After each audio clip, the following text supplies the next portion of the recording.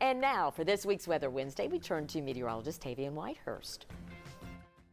For this week's Weather Wednesday, we're taking things into the Northeast to talk about the historic rain event that they've been seeing since the beginning of the week. You're taking a look at the rainfall totals in areas stretching from eastern Pennsylvania and New Jersey all the way up to Vermont and New Hampshire, seeing rainfall totals upwards of 10 inches, even greater in some places because of how consistent that rainfall had been over the 2 to 3 day period. So the reason it was happening was because of this low pressure system. And so with this warm front right here, it was dragging in this warm, moist Atlantic water. And we've talked a little bit about how the Atlantic Ocean is experiencing a heat wave of its own. So that warm, moist air has been traveling directly over the Northeast, and that is what helped drop all of that rain through a process called overrunning. It's when that advancing warm air runs into that block of colder, denser air and is forced to rise above it. Of course, when it does so, that's when we see those storms actually finally build up and continue to drop that rain. So the biggest effect we've seen from all of this has been flooding. From the northernmost points of Vermont all the way down through Massachusetts and Connecticut, we have seen the effects of that flooding. There's even a dam in Montpelier, the capital of Vermont, that actually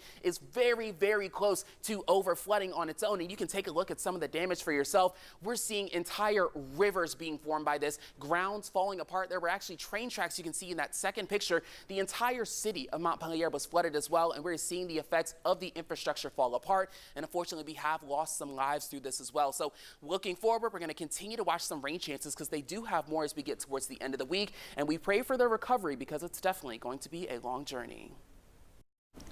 Tavian, thank you. If you have a weather question, please text us at 865-637-1010, and our weather team will get the answer in an upcoming Weather Wednesday segment.